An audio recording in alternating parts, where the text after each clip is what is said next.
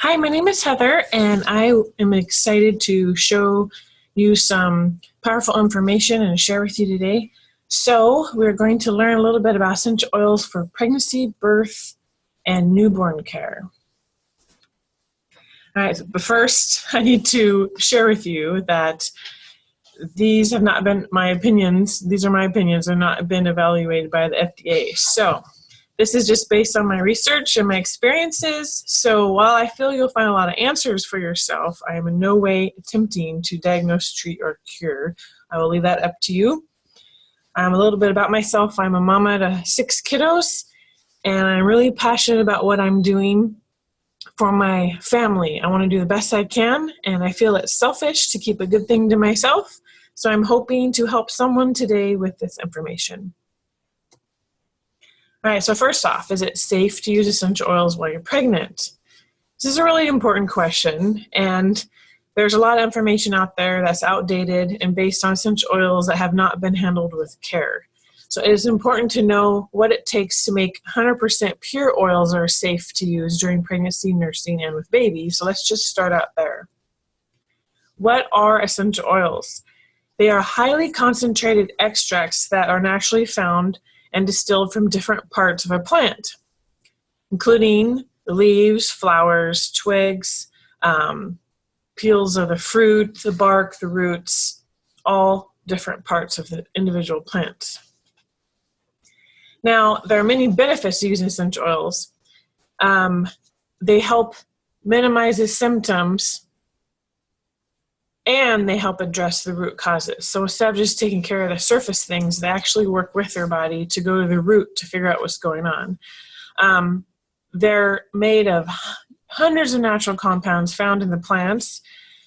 They are safe. They don't have side effects. You don't have to worry about all the time that you waste at the doctor's office with the co-pays and the money and hauling all the kids there. So basically it breaks down to pennies per dose, and you can just take care of things at home. It's really simple. So right here, like in the cell,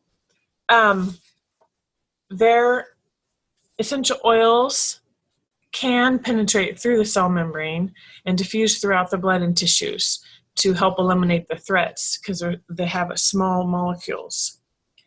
They're recognized by the body as nutrients, so unlike the synthetic chemicals that you find in the other things made by man, they work with your body to help promote wellness. And no, you do not become immune to the benefits of essential oils. And here's a good quote I like.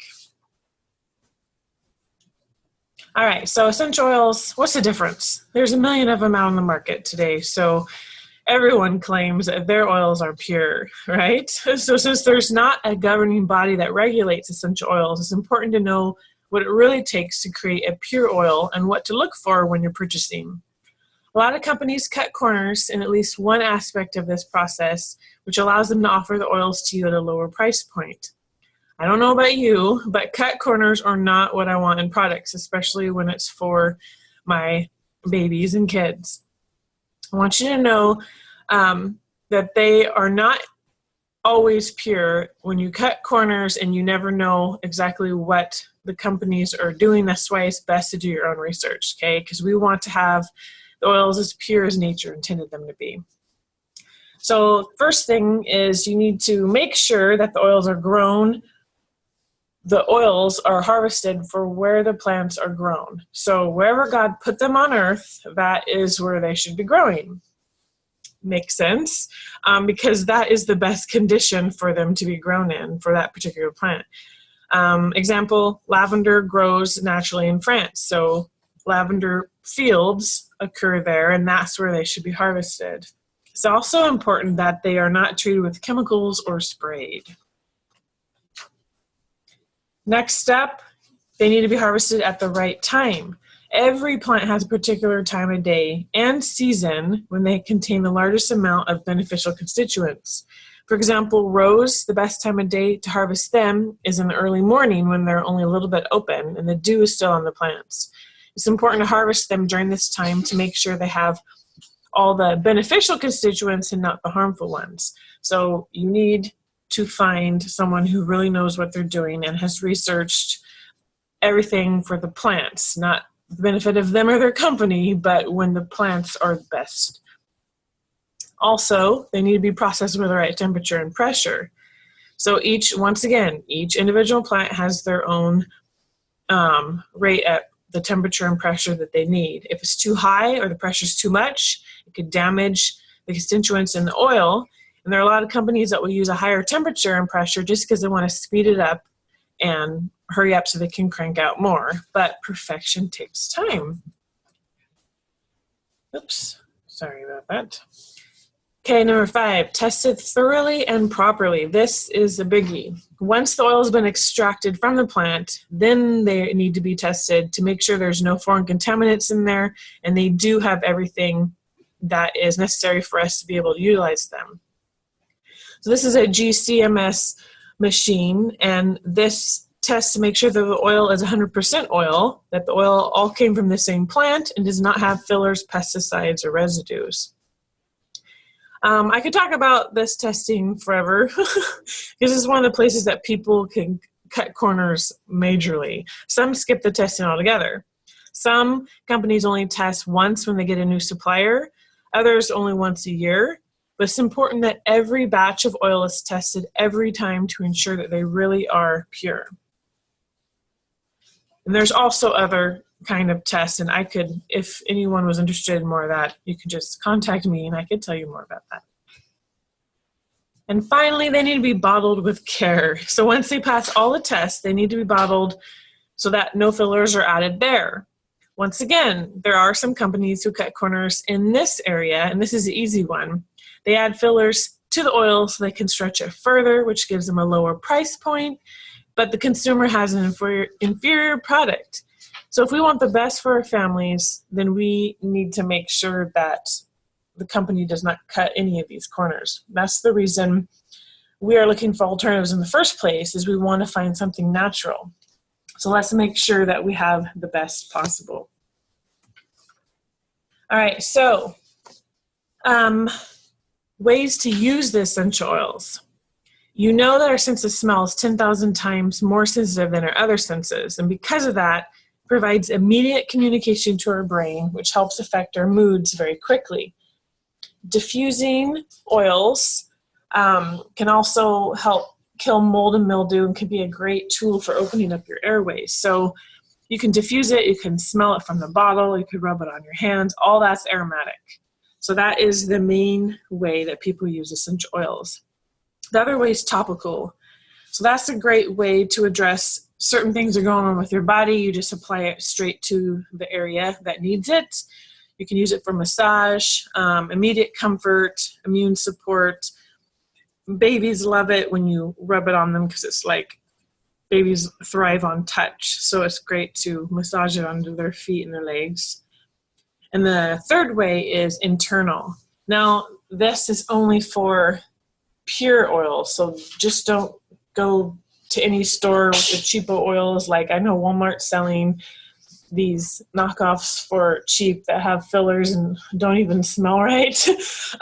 You don't just go taking any of those internally. And only specific essential oils are. You always need to follow the labels too. But when you have the ones that you can do, you can take it under your tongue in gel capsule and water, and it helps a lot of issues with that. Now, essential oil safety, really quick. Essential oils are safe and gentle, but please keep it out of your eyes, ears, and nose. You just don't be dumping them in there. It's not safe. It's not smart. Just exercise common sense. You want to dilute them with a carrier oil, not water. So if you get them, if you accidentally get, I've gotten peppermint oil in my eye before when I'm taking out my contacts. Yes, it burns. You don't flush with water. It just pushes it in faster. So you use a carrier oil like a vegetable oil. I love coconut. Coconut oil is the best. Plus, it has its own health benefits. But you can use any kind of like olive oil or any of those kind that you may be cooking with or that you have in the house. Because there's hot oils like cinnamon and oregano are super hot, and you always need a carrier oil to dilute. You can just, and they don't make the oil work less. It actually helps spread them out. If you only need a little drop. Sorry about that. You only need a little drop. So to spread it over a bigger surface, you just add some carrier oil to it. All right, take care. Okay, now it's important that we're careful of not only what we put in our bodies, but also the amount of stress we're under during pregnancy. It's not only for our sake, but especially for the sake of our babies. So it's safe to use essential oils while pregnant because they're natural and work with the body. So we're not putting chemicals and synthetic lab-created medicines in our body that have side effects. And some of those causes of side effects are not even entirely known, especially on a developing baby. So we want to do what is best to support our body and for our little one who's still forming. Now that we know how important pure oils are and how they are safe for pregnancy, you need a few resources. If you're new to essential oils, all this information can be kind of overwhelming, and so that's why I recommend this book. This is the guide that we use for oils. It's the most complete book that I found so far. It tells you everything about the science behind the oils, how to use them, each individual oil and where they come from on the plant. And then they have an A to Z guide, reference guide, where you can look up specific things that you need the oils for, and it tells you how to use them for that and everything. So that is great. Then my website, dropshealth.com/modern essentials book, gives you links to where you can buy it. Essential oils for pregnancy, birth, and baby. This is the book if you are pregnant or you have a newborn or you want to help, or if you're a doula and you want to help somebody. The information I'm presenting is actually coming from this book, so it is a great resource. It has so much in it, though I can't even cover it all. You can find it at Aroma Tools. They might have it on Amazon too. I love my copy, and I'm always sharing with other pregnant mamas. The author, Stephanie, is a licensed certified professional midwife, and she covers everything in this book from fertility, nutrition. She has a trimester breakdown, labor, birth, postpartum, miscarriage, newborn care, everything. All right, so essential oils are very beneficial for pregnancy, labor, and birth, so even during the postpartum period. So they help and serve as a physical, emotional, and mental support. So today we'll just talk about, we'll just touch a little bit on some oils, what they can be used for you, and just keep in mind, even though we'll share specific recipes, don't be afraid to experiment and find what's right for your body. Just use common sense, of course. So, pregnancy. As much as we think should be the case, we are not immune to ailments just because we are creating a human being. In fact, it's the opposite. Not only are we exposed to and vulnerable to the everyday illnesses and ailments, we also get a good list of various changes and things through pregnancy, birthing, and postpartum. So one of the biggest complaints pregnant women will make is that they can't do anything to treat these ailments. So I'm hoping to help get rid of that helpless feeling while we explore some of the amazing benefits of using the oils for pregnancy. Now, there are a huge list of ailments. You basically know what they are, tons of them. So I'm just trying to give you some natural options to address them as well as the babies. So let's get started. Lavender. Now, you could feel free. I don't want to talk your ear off and waste your time. So you can feel free to just pause, since this is a video. You can just pause and write these down. So I'm just gonna fly through them a little quickly so I don't take too much of your time. So lavender is basically for everything calming. So I'll list below here all the things that you could use it for. There's a million more things that you could use it for. I just kind of mentioned some of the ones that are the basic ones. And also essential oils work with each other. So a lot of things will mix together, like lavender and Melaleuca are used for a lot of skin things together. That's why with essential oils, you need someone. It helps a lot when you have someone to help you through the journey, especially if you're new. I'm more than happy to help you with questions or guidance in any of that. Don't be shy to contact me. I'm used to getting text and messages on Facebook about questions for oils. And I love to hear the questions because then I know you're willing to learn. And being a research nerd, I love it. So anyway, lavender. Lemon is cleansing and freshening. So these are just some of the things that it could be used for. Cypress is great for circulation, so has a lot of things for your blood flow and muscles, breathing. Ginger, of course, we all know helps your stomach, so anything really related to your stomach, digestive system. Wild orange, this is a great, all the citrus ones actually are great for cleansing and purifying. Grapefruit is another big one that's common. These are the ones I'm listing. There are a lot of essential oils, but I'm just listing the main ones. Peppermint. Peppermint is great. We use this one all the time. Helps regulate your body temperature when needed. It helps with opening your airways. It energizes and invigorates. Also helps with your stomach. It gives you that afternoon pick-me-up. Instead of reaching for the coffee, especially when you're limited when you're pregnant, you can use peppermint. And good ways to use it, like put a drop in your hands and rub it, and then close your eyes and inhale from your palms, you know, when you have the oil rubbed into your hands. You want to close your eyes because peppermint's very strong, and then you can just rub the rest on the back of your neck. It really helps you to wake up. Melaleuca is a huge one. That's for all skin things. You need that in combination with lavender for things as well.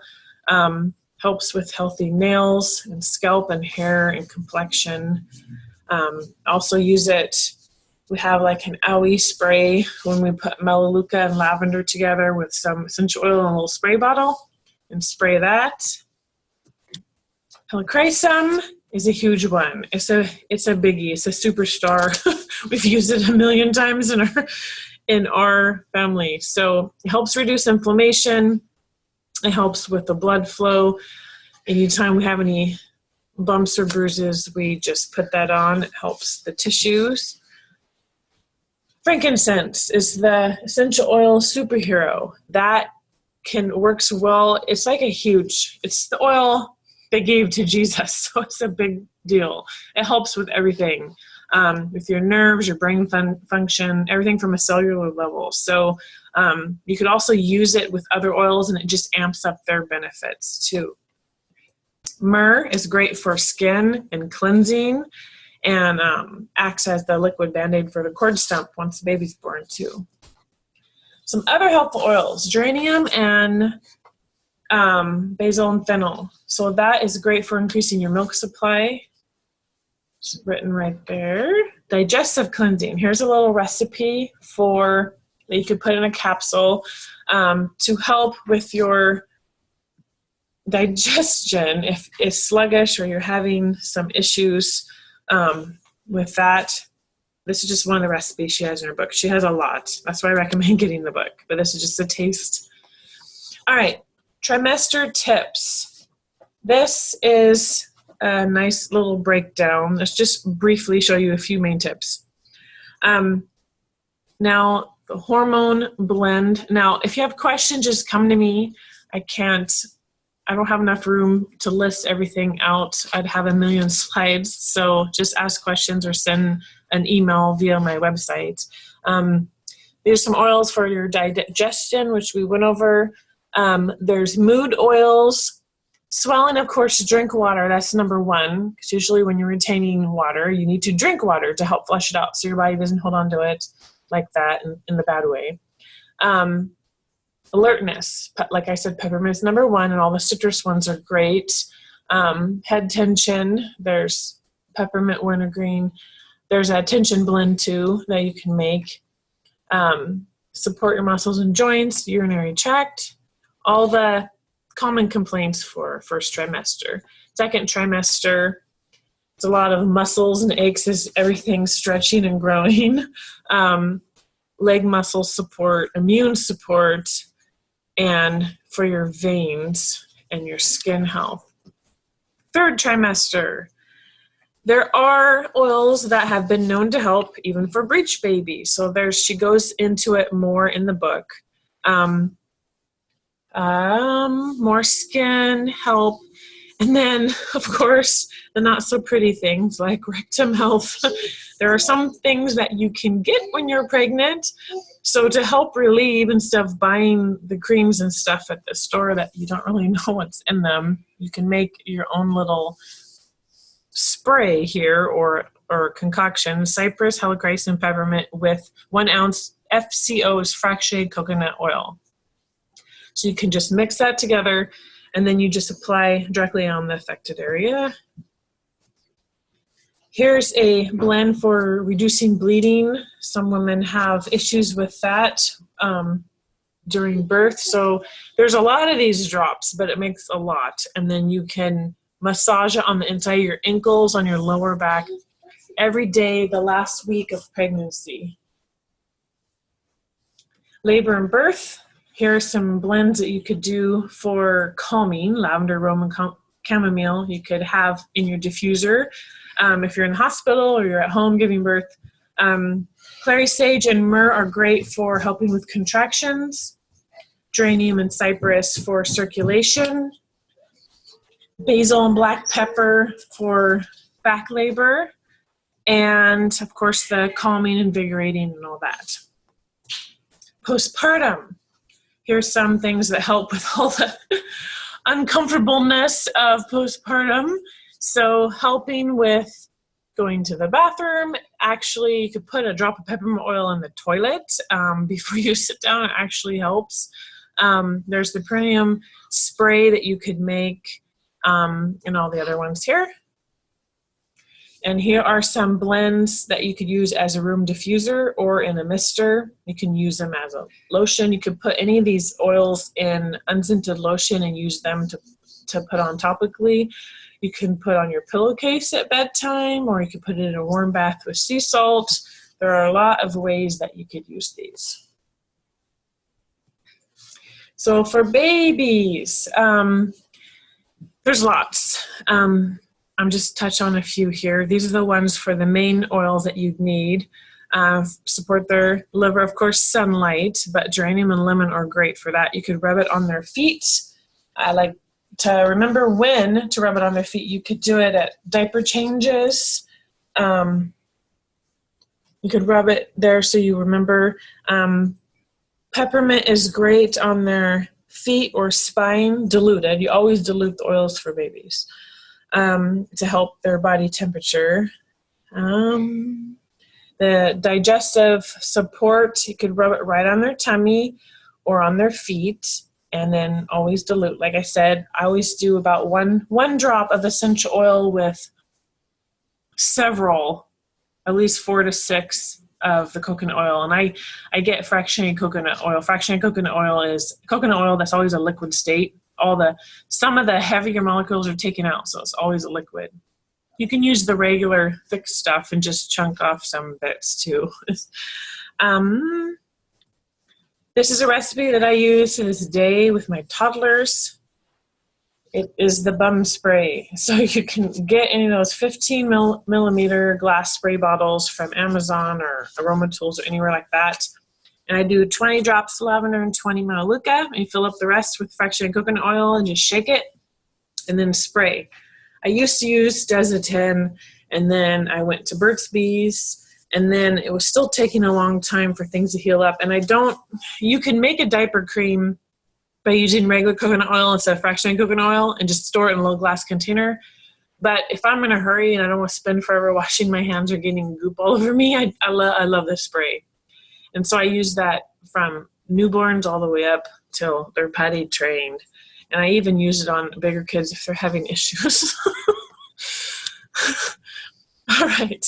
So basically, we want to give our body and our baby the best. So we want to do everything that's pure, that's natural, and we don't want side effects. We don't want this garbage on us and in us, especially for the developing baby. We don't always know the side effects of things because they aren't proven. And how do you prove it? You have to have willing pregnant ladies to go through that. And I would not want to do that and risk the health of my baby with that. So why not use things that nature intended to be used in the first place? You wonder why God put certain plants on this earth that aren't edible. Well, it dates to way back. They were used for medicinal properties, their uses. So you just want to give yourself the best that you can. So that's basically it. You care about your body and your babies. And these are my babies. I have 6 kids, and these are all their baby pictures. 4 boys and 2 girls. So with each one, I'm just really thankful. I stumbled upon the essential oils, and so I've been using them for my last 2 babies fully. And then now my kids always run to me asking for oils when they get bumps and bruises and scrapes and things. They ask for oils for a lot of stuff. So it's so nice to know that you feel so empowered and in charge that you have answers. So I am in no way bashing doctors, because I love doctors. They're still there for when things that we can't take care of at home. It's perfect. I mean, I had one of my sons broke his leg. Like, an oil cannot fix that. So, but I am just thankful for the essential oils and the little things and the everyday things that I could take charge of myself. And we don't have to leave the house and go to the doctor and pay so much money just to take care of these things that are so simple and can be taken care of in seconds. So I am offering my congratulations if you're pregnant and watching this, or if you're wanting to be pregnant and you're just brushing up on some research, or you have babies.